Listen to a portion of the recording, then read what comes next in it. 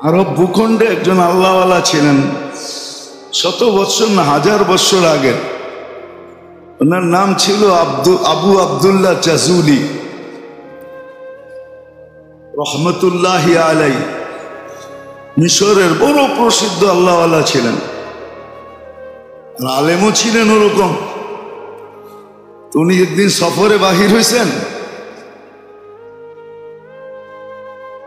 এক জায়গায় নামাজে রক্ত হয়ে গেছে, তো সঙ্গে পানি ছিল না, উজু করবে। প্রথম তো পানি তালাশ করতে হবে, তারপরে না পাইলে না তয়ম্মুম করবে। উনি তালাশ করতে করতে এক কুয়া পাইছেন, কিন্তু পাইলে কি হবে, ওইখানে কোনো বালতি বুলতি কিচ্ছু নাই। কুয়ায় ঝাইকা দেখতেছেন পানি তো আছে টলটলে, কিন্তু বালতি তো নাই। দেখেন ওইখানে একটা ঘর ছিল, তো ছাদের উপর এক ছোট মেয়ে খেলতেছিল। মেয়েকে ডাক দিয়া বলছে, মেয়ে একটা বালতি দাও না, আমি উজু করব, নামাজের সময় হয়ে গেল। তো মেয়ে জিজ্ঞাসা করছে, মানান্তা, তুমি কে? পরিচয় দিছে, আনা আবু আবদুল্লাহ জাজুলি। তো মেয়ে আকাশ আশ্চর্য হয়ে বলতেছে, শাইখ, তুমি এত প্রসিদ্ধ শাইখ, এত নামি দামি, তোমার নাম পুরা ভূখণ্ডে ছড়ানো, আর তুমি কুয়ার থেকে পানি উঠানোর জন্য বালতি খুঁজতেছ? এটা তো বড় আশ্চর্যের বিষয়। মেয়েও মেয়েই ছিল, বাচ্চা হইলে কি হবে, মেরা দিছে একটা। আবু আবদুল্লাহ জাজুলির মাথা নিচা হয়ে গেছে, বলছে, বেটি, বালতি ছেড়া কুয়ার থেকে পানি উঠাবো কি করে? তুই বলছস তো সত্য যে আমি এত বড় শাইখ? তো বলছে, ইসবির, একটু সবর কর, দেখ কুয়ার থেকে পানি উঠাই কি করে। তো মেয়ে উপর থেকে দাঁড়ায়া কুয়ার ভিতরে থুতু মেরা দিছে। মারতে দেরি, কুয়ার পানি উছলায়া উপরে আসতে দেরি হয়নি। তা আবু আবদুল্লাহ জাজুলি রহমতুল্লাহ আলাইহি মাথায় হাত দিয়া বসা পড়ছে যে আমি এত বড় শাইখ, পুরো আরব ভূখণ্ডে আমার নাম ছড়ানো, আমাকে তো আজকে মেয়ে টেক্কা দিয়া দিল আর আমাকে শিখায়া দিল। তো বলছে, মেয়ে, তোর পায়ে হাত রাখি, বল তুই এই বুজুর্গি পাইলি কি করে? শোনো, আমি বকরি চড়াই, যতক্ষণ বকরি চড়াই ততক্ষণ আল্লাহ রসুলের উপরে দুরুদ পড়তে থাকি। ওই দুরুদের বদৌলতে আল্লাহ আমাকে এই শক্তি দিছেন যে আমি থুতু মারলে কুয়ার পানি উছলায় উপরে চলে আসে। সত্য। তারপরে আবু আবদুল্লাহ জাজুলি রহমতুল্লাহ নিয়ত করছেন যে আমি দুরুদের উপরে একটা কিতাব লিখব। তো উনি দুরুদের উপরে একটা কিতাব লেখছেন, 7 দিনের দুরুদ, এটার ভিতরে বিশেষ দুরুদ, এটাকে দালাইলুল খায়রাত বলা হয়। 7 দিন আলাদা আলাদা পড়তে হয়, প্রতিদিনেরটা আলাদা আলাদা। আবার এটা সবাই, এটার জন্য এজাজত লাগে, পড়তে অনুমতি লাগে, একটু কঠিনও, সবার জন্য কন্টিনিউ রাখা একটু কঠিন। তো যেটা বুঝাইতেছিলাম, যে সৃষ্টি মানুষকে সেলুট না দেয় বা মানুষের সেবা না করে, যদি সেবা না করত তাহলে হাজারো বিশাল বিশাল প্রাণী আছে, মানুষের অনুগত্য কোনোদিন হতো না। ছোট একটা বাচ্চাকে হাতি দ্বারা ভিক্ষা করা, এটা কোনোদিন সম্ভব হতো না। হাতি কোথায় আর বাচ্চা কোথায়? দেখা যায় টাকাটা নেয়, নিয়ে বাচ্চার হাতেই দেয়।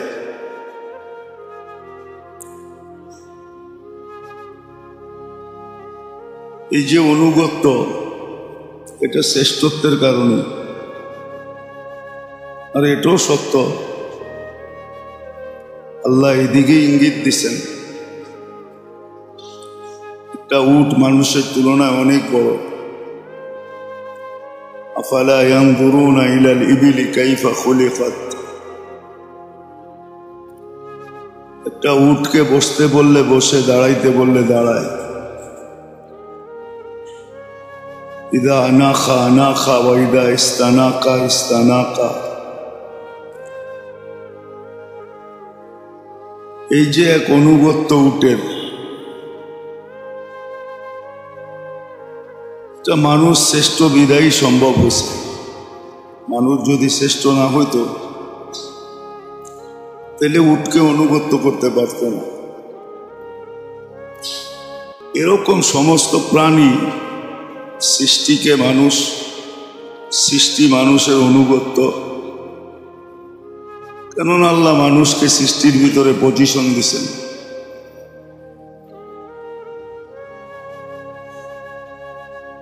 কিন্তু এখানে একটা কথা আছে, এটা দেখেই যদি মানুষ হারায় যায়, সমস্ত সৃষ্টি তো আমার অনুগত্য, সমগ্র সৃষ্টিকে বস্তুকে আমরাই কাজে লাগাই। সোনা দিয়ে অলংকার হয় এটা শুধু মানুষই জানে, আর দুনিয়ার কোনো প্রাণী সোনাকে ব্যবহার করার পদ্ধতি জানে না, রূপাকে ব্যবহার করার পদ্ধতি জানে না। তাহলে মানুষের সাথে সাথে অলংকার অন্য প্রাণীর গলায় হতো, ওরাও ওদের সিস্টেমে বানায় নিত। কিন্তু না, স্বর্ণ একবারে মানুষের গলায় সাজে আর মানুষই ব্যবহার করে।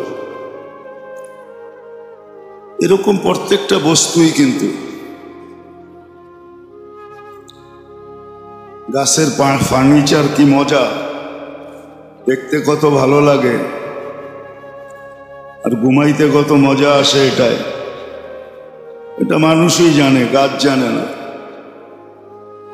গাছ তো শুধু মোটা হইতেই জানে, লম্বা হইতেই জানে, ষাঁড় হইতেই জানে।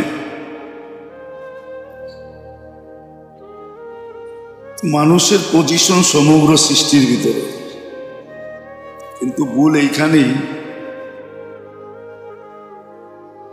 যে শ্রেষ্ঠত্ব পাইয়েই মানুষ হারায় যায়। শ্রেষ্ঠত্ব পাওয়ার পরেই মানুষের ভিতরে অহংকার আসে।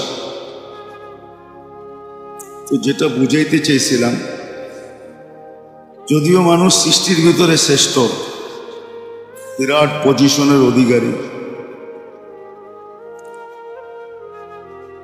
এই পজিশনের জন্য দুনিয়ার কোনো কিছু দেখা হয় না।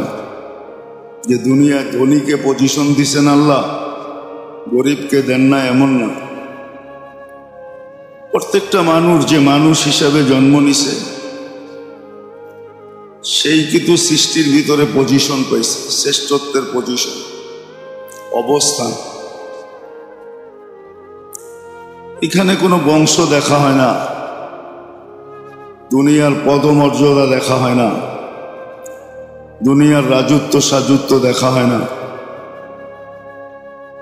দুনিয়ার টাকা পয়সা ধন দৌলত এগুলা কিচ্ছু দেখা হয় না। মানুষ হিসাবে জন্ম নিতে পারল, বাস সমগ্র সৃষ্টির ভিতরে তার পজিশন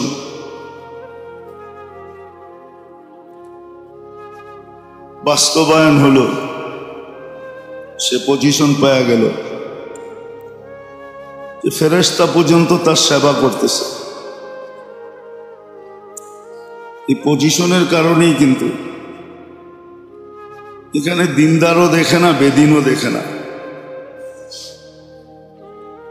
মুসলমানও দেখে না, কাফেরও দেখে না।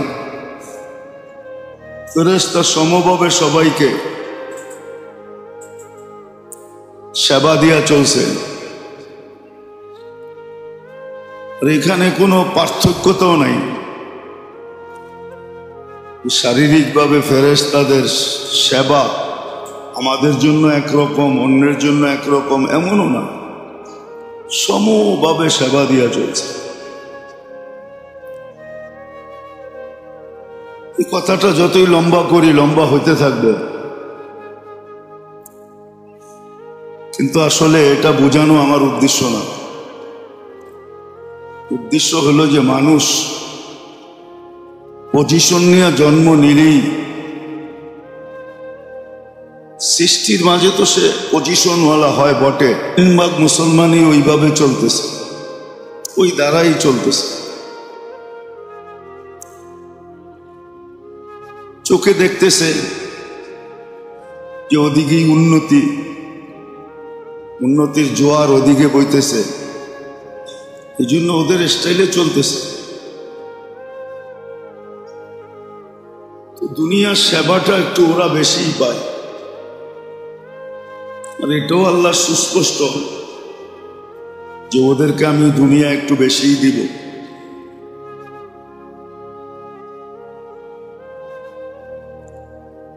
এটা অঘোষিত না, ঘোষিত, যে ওদেরকে দুনিয়ায় বেশি দিব, চাকচিক্য বেশি দিব, উন্নতি বেশি দিব, আরাম আয়েশ বেশি দিব। আল্লাহ দিতেছেন ওদেরকে, আল্লাহর ওয়াদা অনুযায়ী দিতেছেন, তাও কম দিতেছেন। এটাও কোরআনে ইঙ্গিত আছে যে যতটুক প্রাপ্য এতটুক যদি দিয়া দেই, যতটুক দিছি এতটুকুই তোমরা 99 ভাগ বাইসা গেছো, ওইদিকে কনভার্ট হয়ে গেছো, ওইদিকে আকৃষ্ট হয়ে গেছো। পুরাটা দিলে তো শয়তানের কথাই সত্য হবে।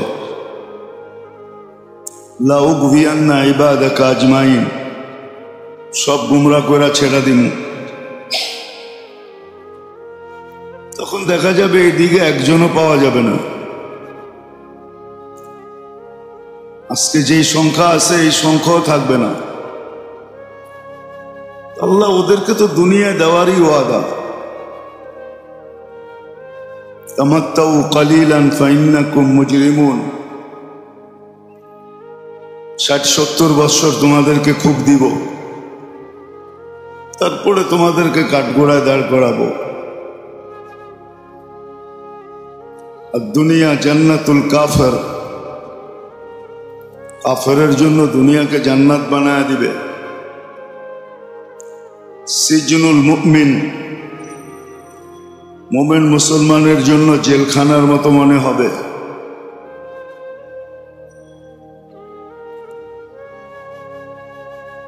জেলখানায় থেকে মানুষ যেরকম অস্থির থাকে,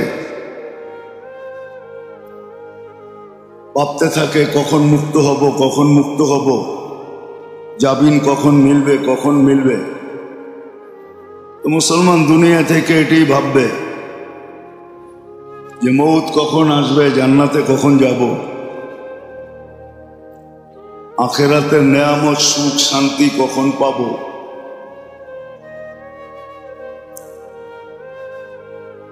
তো আসলে যেটা বুঝাইতেছিলাম,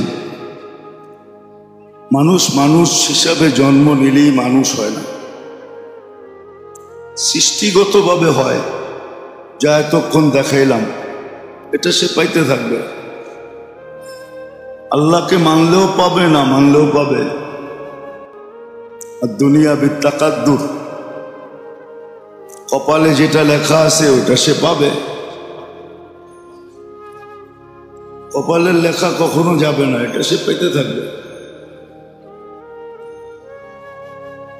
কিন্তু আসলে যেই মানুষ নিয়ে আলোচনা, যেটাকে আল্লাহ মানুষ বলে, আল্লাহ রসুল মানুষ বলে,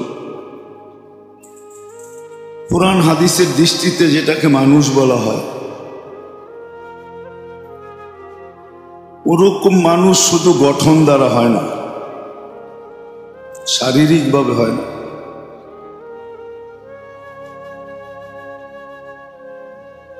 শারীরিকভাবে হয় না। গাছ 2 প্রকারই আছে, কিছু ফলদার গাছ, কিছু ফলবিহীন গাছ। কিছু গাছে ফল দেয়, কিছু গাছে ফল দেয় না, শুধু কাঠেই দেয়। ফল তার ভিতরে আসে না।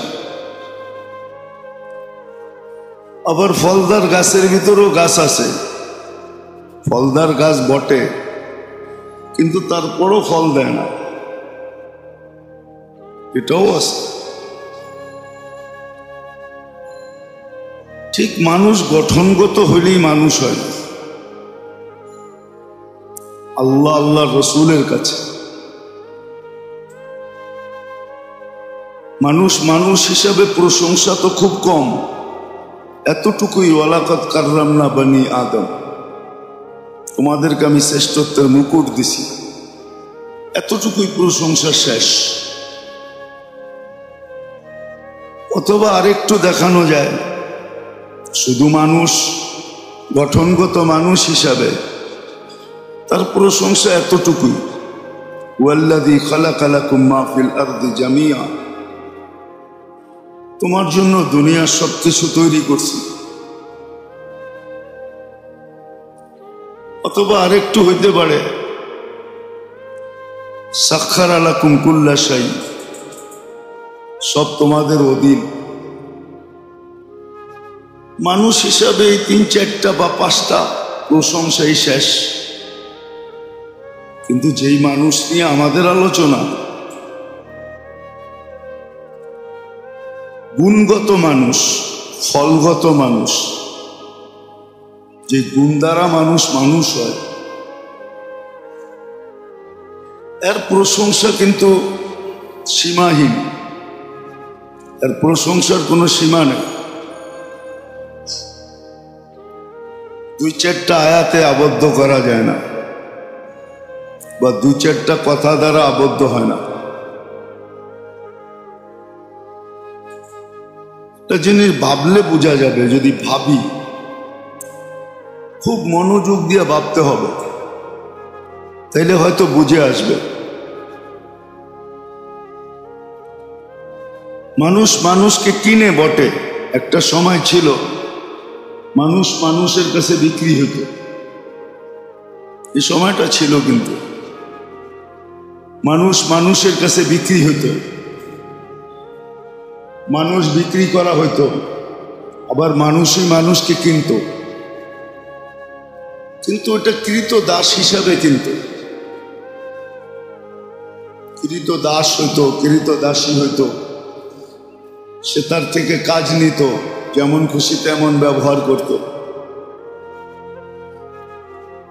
কিন্তু আল্লাহ কিন্তু মানুষকে কিনতে চান।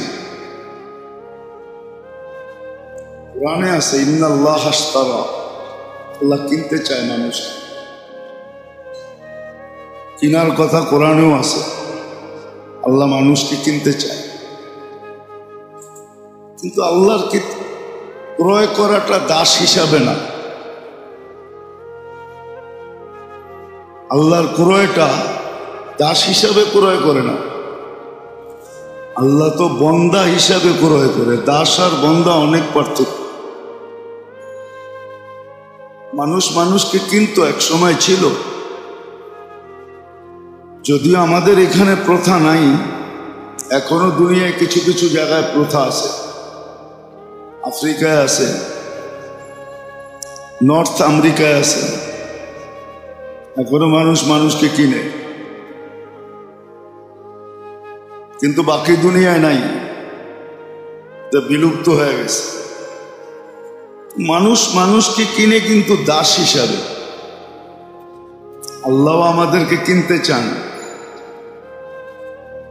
কিন্তু দাস হিসাবে না, আল্লাহ আমাদেরকে কিনতে চান বন্দা হিসাবে। বন্দা আর দাসের ভিতরে অনেক পার্থক্য, আসমান জমিনের পার্থক্যটাও অনেক কাছাকাছি। দাস বন্দা হিসাবে কিনা, দাস আর বন্দার ভিতরে পার্থক্যটা 100,000 কোটি গুণ দূরত্বের।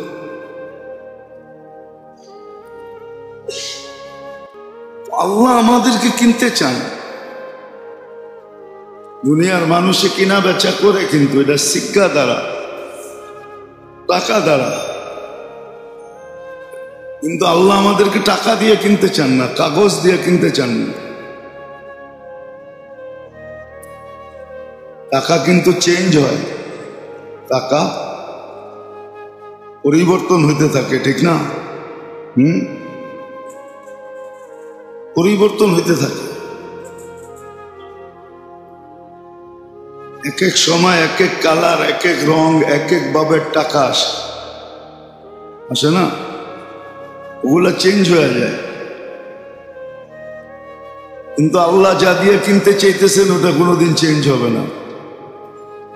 চেঞ্জেবল কারেন্সি দিয়ে আল্লাহ কিনতে চাইতেছেন।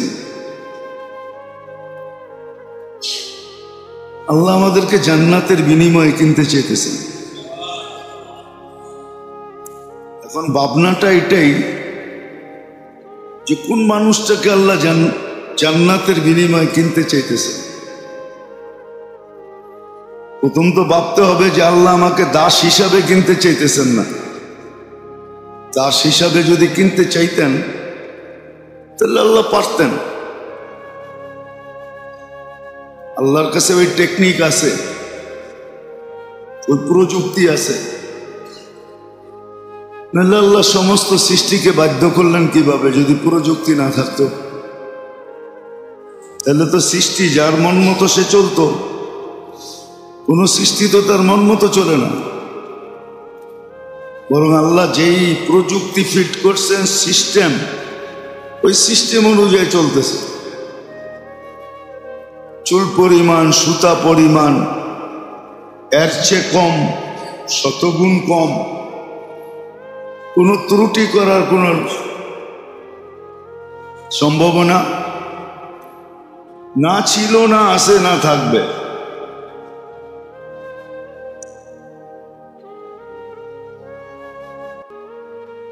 কিন্তু মানুষকে আল্লাহ স্বাধীনতা দিছেন, ইচ্ছা স্বাধীনতা।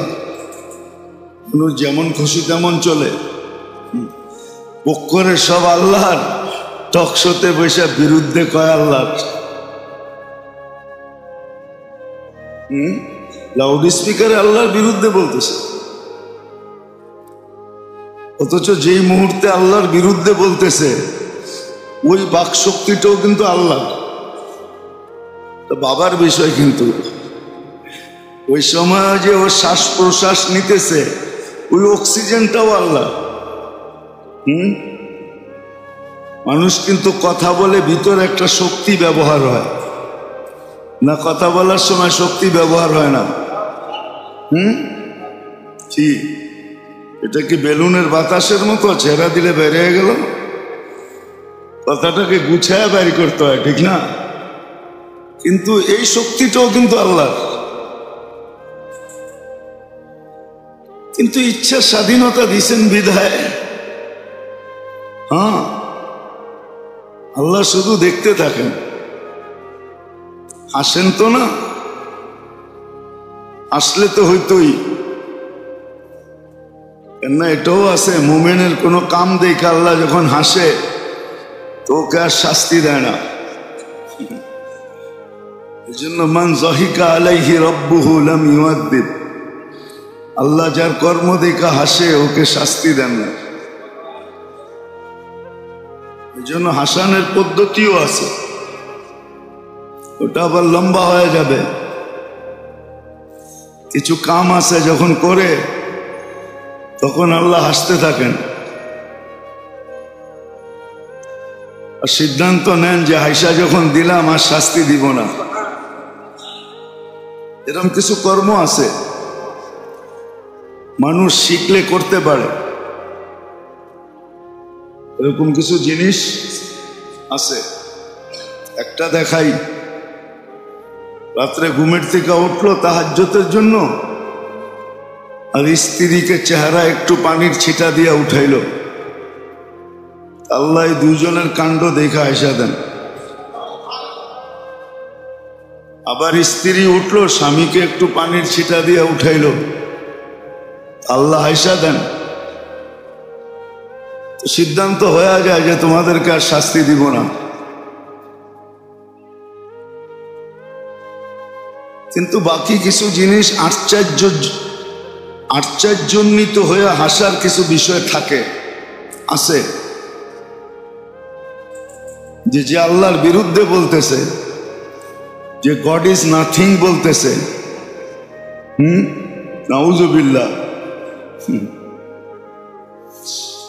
ও কিন্তু আল্লাহর অস্তিত্ব দিয়ে বলতেছে, ঠিক না? অস্তিত্ব না দিলে ওই নাথিং কি করে বলতো, ঠিক না? ওরা যদি নাথিং আল্লাহ না শিখাইতেন, ও কি করে নাথিং বলতো? কি বলেন? মার পেটের থেকে যখন আসছিল তখন তো নাথিং বলার ক্ষমতা ছিল না, ওয়া ওয়া করার ক্ষমতা ছিল, ঠিক না? আল্লাহ যদি ওরা সারা জীবন ওয়া ওয়ার ভিতরে রেখা দিতেন, কি করত? কি করার কিছু ছিল না? বিজ্ঞানের কাছে প্রযুক্তি আছে না? বিজ্ঞানের কাছে মেশিন আছে? যদি থাকতো তাহলে তো দুনিয়াতে বোবা থাকতো না। বোবা নাই দুনিয়াতে? সবাই মিলা চেষ্টা করতো যে ওর বোবাত্ব দূর হয়ে যায়, ও আমাদের মতো কথা বলুক, ঠিক না? দেখি না ওর আওয়াজটা কিরকম, দেখি না ওর কথা বলার ভঙ্গি কিরকম। নাই তো প্রযুক্তি আছে নাকি? না, বোবা শুধু আমাদের দেশেই আছে, আমেরিকাতে বোবা নাই। আমাদের দেশেই আছে, কানাডাতে নাই। আমাদের দেশেই আছে, জাপানে নাই। আমাদের দেশেই আছে, ইউরোপে নাই। এমন তো না, সারা দুনিয়ায় তো আছে।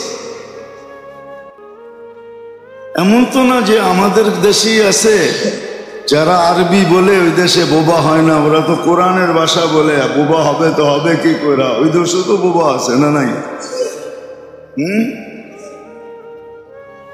যাক, ইচ্ছা স্বাধীনতা দিছে বিদায় আল্লাহ শুধু দেখতে থাকে। তো যেটা বুঝাইতেছিলাম, আশা করি আল্লাহর কাছে আশা করি বা দোয়া করি যে আল্লাহ আমাদেরকে বুঝ দেখ, বুঝ আসুক। রূপরেখায় মানুষ মানুষ হয় না, গঠনে শুধু সামাজিকভাবে মানুষ হয়। আগেও বলছি, কাগজে কলমে মানুষ হয়, পেপার পত্রিকায় মানুষ হয়, কিন্তু আল্লাহ আল্লাহ রসুলের কাছে মানুষ বা কোরআন হাদিসের দৃষ্টিতে মানুষ, এটা রূপরেখায় হয় না, এটা তো গুণের দ্বারা হয়। কিছু গুণ আছে, যে গুণ আসার পরে মানুষের ভিতরে সে আসল মানুষে রূপান্তরিত হয়, মানুষ হয়, মানুষ হয় তখন, এছাড়া মানুষ হয় না। আবারও বলতেছি, সৃষ্টির মাঝে শারীরিক মানুষ হিসাবে, গঠনগত মানুষ হিসাবে পজিশন পাবে, সেবা পাবে, যা আগে বলছি এটা পুরা পাবে। কিন্তু আল্লাহ আল্লাহ রসুলের কাছে মানুষ হইতে হলে তখন গুণ লাগবে, গুণ। গুণ ছাড়া সে মানুষ হবে না। যখন গুণ আসতে থাকবে তখন কিন্তু আসল মানুষের রূপ নিতে থাকবে।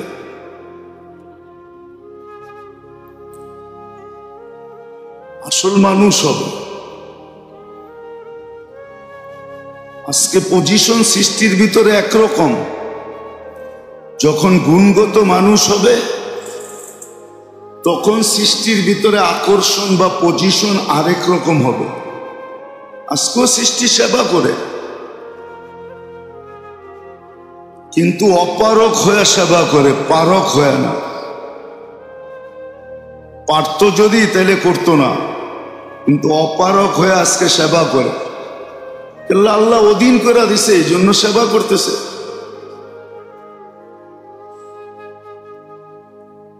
আর যখন গুণগত মানুষ হবে তখন সৃষ্টি তার সেবা করাটা নিজের পজিশন বাড়ানোর কারণ মনে করবে। নিজেকে ধন্য হওয়ার জন্য সেবা করবে, তখন নিজেকে ধন্য মনে করবে যে আর সেবা করতে পারলে আমি ধন্য, আর সেবা করতে পারলে আমি ধন্য। উদাহরণ দেই, উদাহরণ আছে হাদিসে, আর বাস্তব উদাহরণ, অবাস্তব উদাহরণ না, কিতাবে আছে। 1400 যুগ ধরে এটা চলে আসতেছে যে গুইসাবকে আল্লাহ রসুল ইশারা করছেন, গুইসাব স্বীকার উক্তি দিছে আমি ধন্য হয়ে গেছি।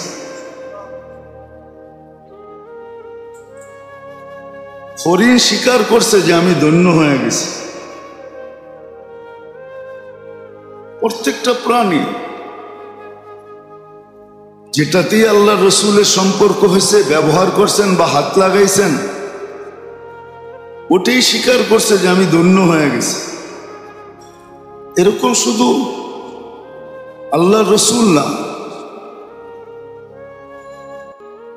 বর্তমানে হয়তো আমরা কাউকে চিনি না, বর্তমানেও থাকতে পারে, প্রত্যেক যুগে এরকম লোক ছিল।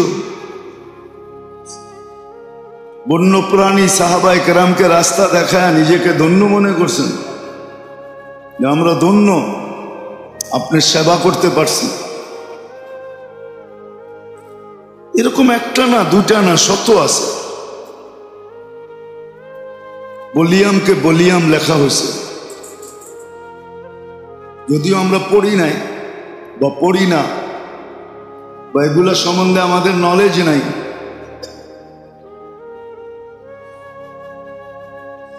বা সাদা বা জেনারেল জ্ঞান থাকার কারণে এগুলাকে জ্ঞানী মনে করে না, না করার কারণও আছে। জেনারেল মানে তো সাধারণ, সাধারণ মানুষ তো অসাধারণকে মাপতে পারে না, মাপতে পারে নাকি? নাহলে প্রবাদ বাক্য কেন আসতো, বাবন হয়ে চাঁদের দিকে হাত বাড়ায় না? মানুষ কি হাত দিয়ে চাঁদ ধরতে পারে নাকি? তো সাধারণ বিদ্যালয়রা অসাধারণ বিদ্যা বুঝবে, তো বুঝবে কি করে, ঠিক না? এটাও একটা কারণ হতে পারে যে উনি তো সাধারণ বিদ্যার অধিকারী, হোক না পিএইচডি, তারপরে তো সাধারণ, হোক না ডক্টরেট, তাতে কি আসে যায়, তারপরেও তো সাধারণ না? মানেন না? জেনারেলের অর্থ কি? উনি তো অসাধারণটা মাপতে পারবে না, ঠিক না? কি বলেন? কুয়ারতে পানি উঠাইতে হইলে শুধু বালতি হইলে তো হবে না, রশিও লাগবে, ঠিক না? আবার রশিটা এতটুকু বড় হইতে হবে যেন পানি পর্যন্ত যায়, এরকম তো হবে না। অসাধারণ তো ওইটাই মনে উঠলো, এই জন্য বলতেছি আর কি। আরব ভূখণ্ডে একজন আল্লাহওয়ালা ছিলেন, শত বৎসর না হাজার বৎসর আগে। ওনার নাম ছিল আবু আবদুল্লাহ জাজুলি রহমতুল্লাহি আলাই। মিশরের বড় প্রসিদ্ধ আল্লাহওয়ালা ছিলেন, আর আলেমও ছিলেন ওরকম। উনি একদিন সফরে বাহির হয়েছেন, এক জায়গায় নামাজে রক্ত হয়ে গেছে, তো সঙ্গে পানি ছিল না, উযু করবে। প্রথম তো পানি তালাশ করতে হবে, তারপরে না পাইলে না তায়াম্মুম করবে। উনি তালাশ করতে করতে এক কুয়া পাইছেন, কিন্তু পাইলে কি হবে, ওইখানে কোনো বালতি বুলতি কিচ্ছু নাই। কুয়ায় ঝাইকা দেখতেছেন পানি তো আছে টলটলে, কিন্তু বালতি তো নাই। দেখেন ওইখানে একটা ঘর ছিল, তো ছাদের উপরে এক ছোট মেয়ে খেলতেছিল। মেয়েকে ডাক দিয়া বলছে, মেয়ে একটা বালতি দাও না, আমি উযু করব, নামাজের সময় হয়ে গেল। তো মেয়ে জিজ্ঞাসা করছে, মানান্তা, তুমি কে? পরিচয় দিছে, আনা আবু আবদুল্লাহ জাজুলি। তো মেয়ে আকাশ আশ্চর্য হয়ে বলতেছে, শাইখ, তুমি এত প্রসিদ্ধ শাইখ, এত নামি দামি, তোমার নাম পুরা ভূখণ্ডে ছড়ানো, আর তুমি কুয়ার থেকে পানি উঠানোর জন্য বালতি খুঁজতেছ। এটা তো বড় আশ্চর্যের বিষয়। মেয়েও মেয়েই ছিল, বাচ্চা হইলে কি হবে? মেরা দিছে একটা। আবু আবদুল্লাহ জাজুলির মাথা নিচা হয়ে গেছে, বলছে বেটি বালতি ছেড়া কুয়ার থেকে পানি উঠাবো কি করে? তুই বলছস তো সত্য যে আমি এত বড় শাইখ? তো বলছে ইসবির, একটু সবর কর, দেখ কুয়ার থেকে পানি উঠাই কি করে। তো মেয়ে উপর থেকে দাঁড়ায়া কুয়ার ভিতরে থুতু মেরা দিছে। মারতে দেরি, কুয়ার পানি উছলায় উপরে আসতে দেরি হয়নি। তা আবু আবদুল্লাহ জাজুলি রহমতুল্লাহ আলাইহ মাথায় হাত দিয়া বসা পড়ছে যে আমি এত বড় শাইখ, পুরো আরব ভূখণ্ডে আমার নাম ছড়ানো, আমাকে তো আজকে মেয়ে টেক্কা দিয়া দিল আর আমাকে শিখায়া দিল। তো বলছে মেয়ে, তোর পায়ে হাত রাখি, বল তুই এই বুজুর্গি পাইলি কি করে? শোনো, আমি বকরি চড়াই, যতক্ষণ বকরি চড়াই ততক্ষণ আল্লাহ রসুলের উপরে দুরূদ পড়তে থাকি। ওই দুরূদের বদৌলতে আল্লাহ আমাকে এই শক্তি দিছেন যে আমি থুতু মারলে কুয়ার পানি উছলায় উপরে চলে আসে। সত্য। তারপরে আবু আবদুল্লাহ জাজুলি রহমতুল্লাহ নিয়ত করছেন যে আমি দুরূদের উপরে একটা কিতাব লিখব। তো উনি দুরূদের উপরে একটা কিতাব লেখছেন, 7 দিনের দুরূদ। এটার ভিতরে বিশেষ দুরূদ, এটাকে দালাইলুল খায়রাত বলা হয়। 7 দিন আলাদা আলাদা পড়তে হয়, প্রতিদিনেরটা আলাদা আলাদা। আবার এটা সবাই, এটার জন্য এজাজতও লাগে, পড়তে অনুমতি লাগে, একটু কঠিনও, সবার জন্য কন্টিনিউ রাখা একটু কঠিন। তো যেটা বুঝাইতেছিলাম যে আসলে গুণে মানুষ মানুষ, সিফত দ্বারা, যেটাকে সিফত বলে, ওই সিফতওয়ালা মানুষই যখন হয় তখনই আল্লাহ কিন্তু ওই সিফতওয়ালা মানুষকে কিনতে চায়। ইন্নাল্লাহ হাশতারা মিনাল মুমিনিন, কোরআন এটাই ইঙ্গিত দিছেন। আল্লাহ সবাইকে কিনতে চান না, মোমেন মুসলমানকে কিনতে চান। আনফুসাহুম ওয়া আমওয়ালাহুম, এদেরকেও কিনতে চান, এদের মালকেও কিনতে চান। আবার মজার বিষয় ভাবলে এটাও বোঝা যায়, মজার বিষয় কিন্তু এটা, নিজেই দিলেন আবার নিজেই কিনতে চান। এখানে একটা মজার বিষয় আছে, নিজে দিয়াই নিজে কিনতে চান। অনেক সময় হয় বাপই ঈদি দিল, ঈদের দিন ঈদি দিল, ঈদি বুঝেন, পুরস্কার দিল, হাদিয়া দিল, দেয় না ঈদের দিন। আবার 2 দিন পরে বলল তোমার টাকাটা আমারে করজ দাও, আমি আবার তোমারে ফেরত দিব। এইখানেই কিন্তু মজা। আল্লাহ নিজেই দিলেন আমাদেরকে অস্তিত্ব, আবার আল্লাহই কিনতে চান। আসলে যেটা বুঝাইতে চাইতেছি, মানুষ আসলে মানুষ হিসাবে জন্ম নিলেই মানুষ হয় না, তাকে কিছু গুণ দ্বারা মানুষের মতো মানুষ হতে। এখন পজিশন সৃষ্টির ভিতরে একরকম, তখন পজিশন সৃষ্টির ভিতরে হবে আরেক রকম। তখন সৃষ্টি সেবা করে ধন্য মনে করবে নিজেকে। এখন তো সৃষ্টি বাধ্য হয়ে আমাদের সেবা করে, কিন্তু মাঝে মাঝে চায়। দেখবেন পেপার পত্রিকায় মাঝে মাঝে লেখে, পেপার পত্রিকায় মাঝে মাঝে লেখে, কিন্তু মাঝে মাঝে দেখি তো লেখে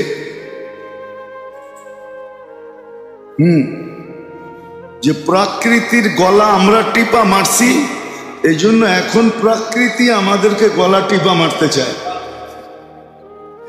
জলবায়ু নিয়ে লিখতে যায়, মাঝে মাঝে লেখে যে প্রকৃতির গলা টিপা আমরা মেরে ফেলছি। প্রকৃতিকে আমরা নিজেদের সৌন্দর্যের জন্য, উন্নতির জন্য প্রকৃতিকে আমরা গলা টিপা মেরে ফেলছি। এখন প্রকৃতি আমাদের থেকে প্রতিশোধ নিতেছে। কি বৃষ্টির দিন, শীতের দিনও তুফান, কি কন? শীতের দিনও মনে হয় বর্ষার দিন, ঠিক না?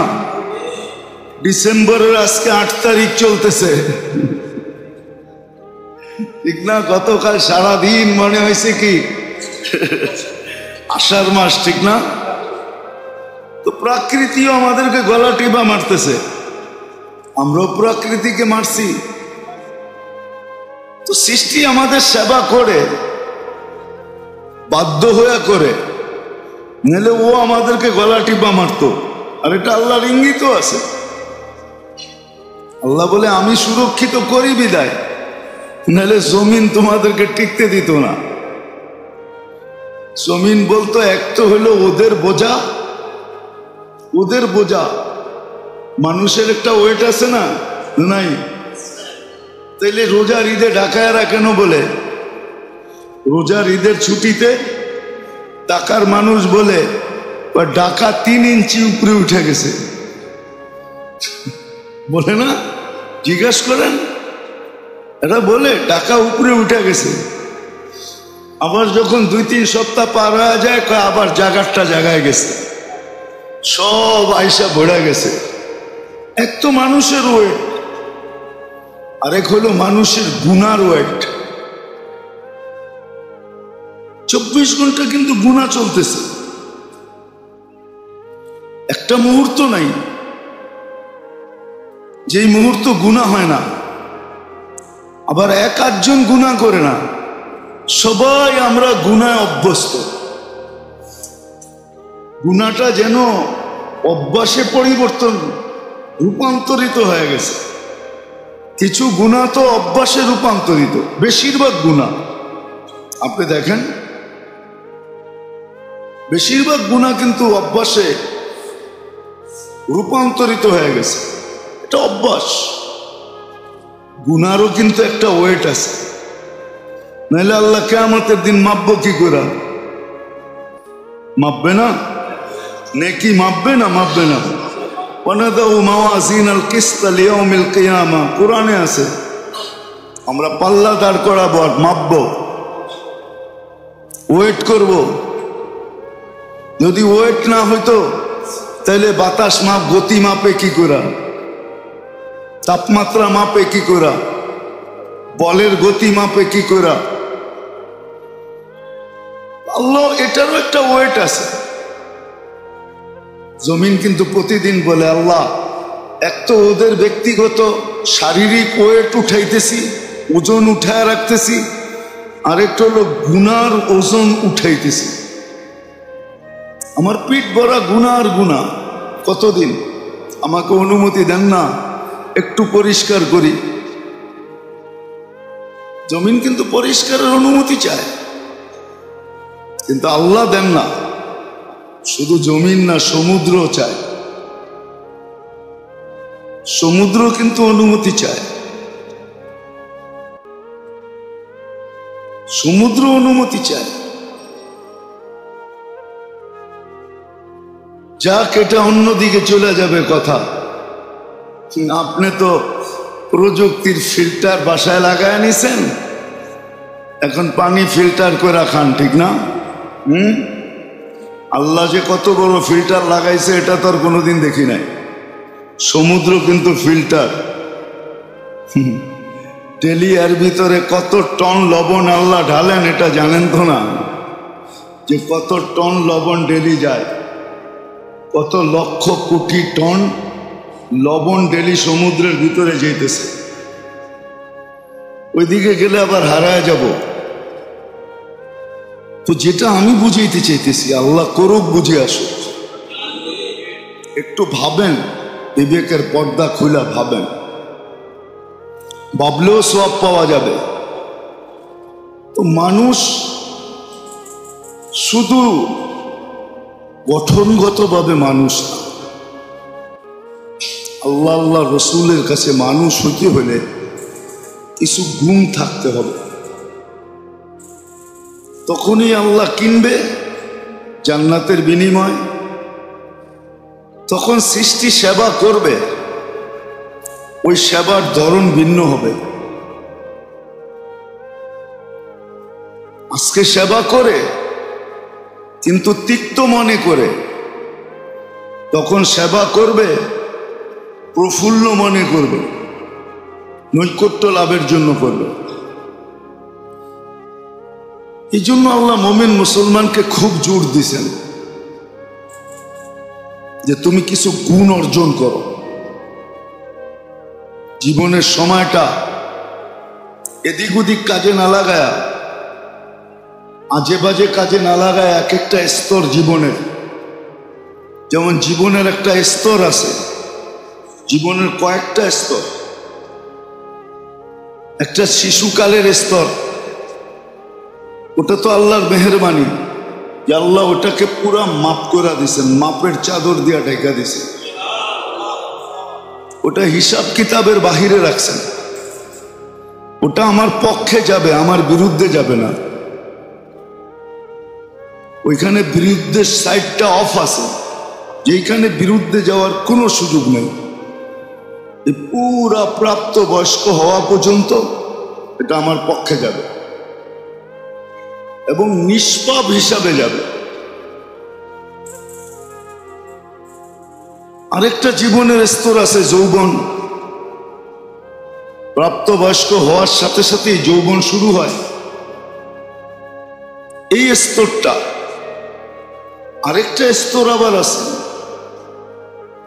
যখন সবকিছু হারায় বিরুদ্ধ হয়ে যায়, এটা একটা স্তর। তো জীবনের সর্বস্তরেই শুধু বাচ্চা ব্যতীত, যৌবনের স্তর বলেন, মিডল স্তর বলেন, আর একবারে খুনখুনে বুড়াও স্তর বলেন, প্রত্যেকটা স্তরেই কিছু গুণ অর্জন করার আছে। শুধু বইলা দিলে তো হবে না, এটাকে সময় দিয়ে শিখতে হবে। এটা সময় দিয়ে শিখতে হবে। প্রথমে জানতে হবে, পরে শিখতে হবে, পরে এটা পুরো অভ্যস্ত হইতে হবে। যখন এই গুণগুলো আসবে, তখনই কিন্তু মানুষ শুধু রূপরেখার মানুষ হবে না, তখন বাস্তব মানুষ হবে। একটা উদাহরণ দেখাই, ওরা হাদিস বলতেছে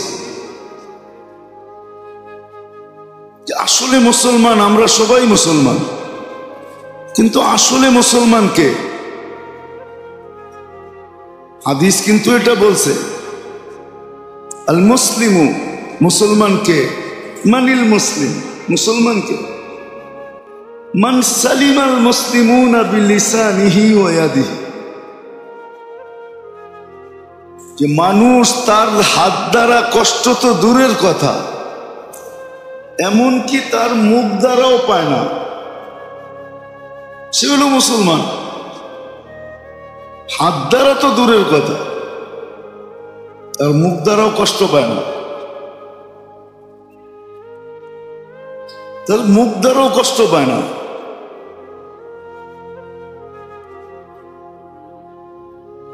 মানুষ তো মানুষ। আরেকটা স্তর আছে, মানুষ তো মানুষ, যে অনার্থক সে একটা পিপিলিকাকে পর্যন্ত রাস্তার গতি পাল্টায় না। পিপিলিকা চলে না, অনার্থক। পিপিলিকার রাস্তার গতিও সে পাল্টায় দেয় না।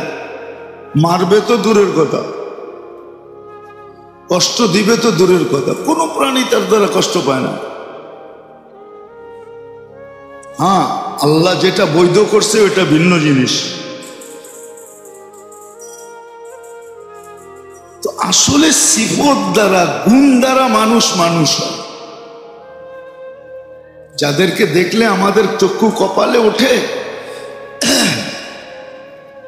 যাদের কেরামতি শুনা বা দেখা শুধু শুধু সাধারণভাবে সম্ভব না। শাহজালাল রহমতুল্লাহ আলাই যে এখনো কিন্তু সুরমা নদীতে ওই চিহ্ন আছে, আপনি গেলে দেখতে পারবেন, কিন্তু সচরাচর মানুষকে জিজ্ঞেস করলে পাবেন না। পুরান মানুষ,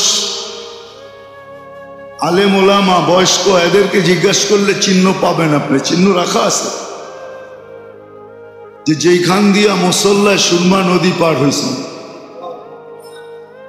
জায়নামাজে বসে সুরমা নদী পার হওয়া, এটা তো সাধারণভাবে হইলে তো আমিও পার হইতে পারতাম, ঠিক না? হ্যাঁ, তাইলে আর ব্রিজ লাগানোর সুরমা নদীর উপরে 3-4টা ব্রিজের দরকার কি ছিল, ঠিক না? কি কন? বুড়িগঙ্গায় 2টা ব্রিজের দরকার কি হইতো? তাহলে তো আমরা আর এতগুলো নৌকারও দরকার হইতো না, ঠিক না? মাঝে মাঝে নৌকারও তো হরতাল হয়, ঠিক না? না হয় না? ওই পারতে আসতে নৌকাও পাওয়া যায় না, কোনো প্রয়োজন হতো না। সবাই পানির উপর দিয়ে হাইটা যেত আর আসতো, ঠিক না? কি সারা দুনিয়া স্যাটেলাইটে দেখতো আর চক্ষু কপালে উঠাইতো। আমেরিকা আলা পর্যন্ত আয়া দাঁড়ায় দাঁড়ায় থাকতো যে এই প্রযুক্তি কই পাইল। দেখি আমরাও 2-4টা জুতা কিনা নিয়ে যেতে পারি কিনা। এই প্রযুক্তি আলা আমরাও আটলান্টিকের উপর দিয়ে হাইটা হুইটা এদিক দিয়ে ওদিকে যাবো, ওদিক দিয়ে ওদিকে যাবো, ঠিক না? কি বলেন? দরকার হলে সাইকেলে ওই টায়ার লাগায় আটলান্টিক পার হওয়া শুরু করবো, ঠিক না? এই প্রযুক্তি তো এদের কাছে নাই। ওটা গুণের দ্বারাই হয়। উকবা বিন নাফে রাদিয়াল্লাহু তাআলা আনহু, ওইখানে মিনার বানানো আছে মরক্কে, যেখানে উনি ঘোড়া নামায়া দিয়া বলছিল ওই পারে কে আছে বল, মানুষ আছে কি এটা জানো? তাহলে আমি সমুদ্র ঘোড়া দিয়া পার হয়ে যাব। এখন ওইখানে চিহ্ন আছে মিনার হিসাবে, 2টা মিনার বানাইছে। 2টা মিনার বানায় চিহ্ন দিয়ে দিছেন মরক্কের সরকার, আর লেখা দিছেন এটা ওই জায়গা যেখানে উকবা বিন নাফে রাদিয়াল্লাহু তাআলা আনহু ঘোড়া নামাইছেন। আমি তো 2বার গেছি, আল্লাহ দেখার সুযোগ দিছেন, তা আল্লাহর ইহসান। তো মানুষ যতক্ষণ পর্যন্ত, বিশেষ করে অন্য মানুষের কথা বলতেছি না, মুসলমান উম্মতে মুহাম্মাদি সাল্লাল্লাহু আলাইহি ওয়াসাল্লাম শুধু শারীরিকগত রূপগত মানুষে মানুষ হয় না। মানুষকে মানুষ হতে হলে কিছু গুণ অর্জন করতে হয়। ওটা শিখতে হয় কি কি গুণ অর্জন করলে আমি আসলে মানুষের মতো মানুষ হব। যেই মানুষ হওয়ার পরে দেখেন অনেকগুলো গুণ আছে, কিন্তু আল্লাহ কিনার ব্যাপারে বেশি গুণের কথা বর্ণনা করেন নাই।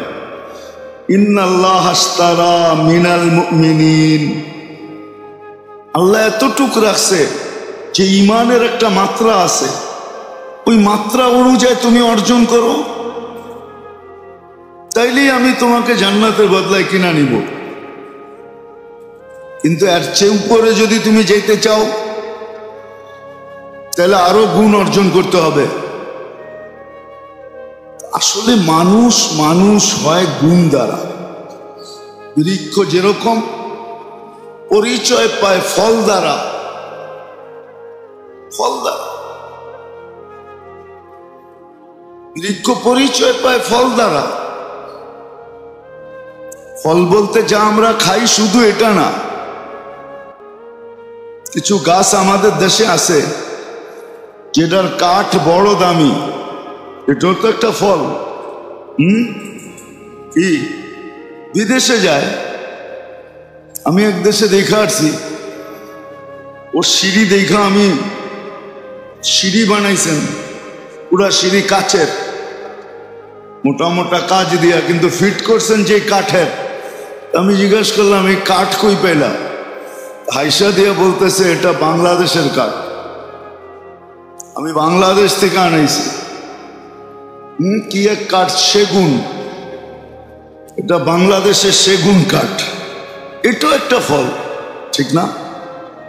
আসলে মেরে দোস্ত, যে মানুষ আল্লাহ দাবি রাখেন বা যেই মানুষকে আল্লাহ জান্নাতের বিনিময়ে কিনতে চায়, বা যেই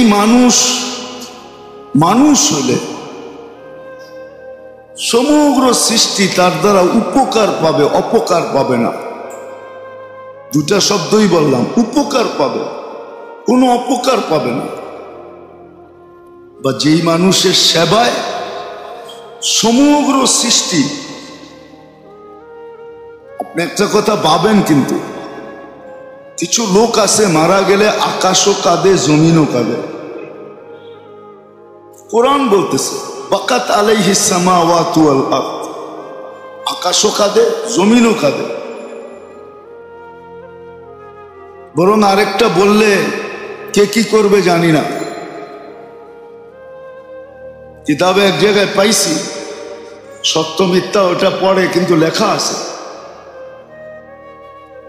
যে সমস্ত ফেরেশতার নেক লিখতে থাকে, ওই নেককার লোকটা যখন মারা যায় তো ফেরেশতারা বলে আল্লাহ কি করব, এখন তো সে মারা গেছে, আমাদের ডিউটি কি?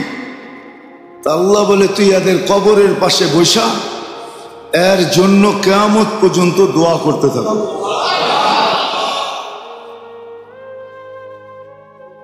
আজীব বিষয়, কিন্তু ওই মানুষ নিজেকে হইতে হবে, ওই গুণগুলা শিখতে হবে, তাইলে আর অন্যের দোয়া আপনার লাগবে না, দরকার হবে না। বৎসরে বৎসরে বর্ষি করতে হবে না, আর কিছু খাওয়ায় টাওয়ায় দোয়ার দরকার হবে না। দেখা যাবে দোয়ার জন্য আল্লাহ লোক বসায় দিবে আর বলবে কিয়ামত পর্যন্ত তোমরা এর জন্য দোয়া করতে থাকো, কেননা তোমরা এর নেক আমল লিখতে, আর এক নেক করতে থাকতো, তোমরা লিখতে থাকতে, বিদায় তোমরা এখন উনি তো নাই, কি লিখবে, কি কাজ করবে?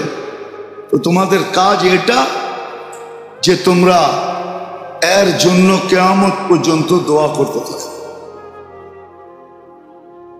আসেন, সময় কিন্তু দ্রুত গতিতে চলে যেতেছে, আমাদের যাত্রা কিন্তু চলমান, আর যাত্রার যেই গতি আল্লাহ দিছেন ওই গতিতেই কিন্তু যাত্রা চলতেছে। এখানে কোনো মানব সিস্টেম নাই যে মানুষ এই যাত্রার গতিটাকে বাড়ায়া দিবে বা এটাকে স্লো করে দিবে, এই সিস্টেম আল্লাহ রাখেন নাই। আল্লাহ এটাকে অটো সেট করছেন, এক গতিতে এটা চলতেছে। আপনাকে আমাকে কবর পর্যন্ত পৌঁছায়, মৌত পর্যন্ত পৌঁছায় ক্ষান্ত হবে, আর আগে ক্ষান্ত হবে না। বিদায় সত্য এটাই, বুদ্ধির পরিচয়।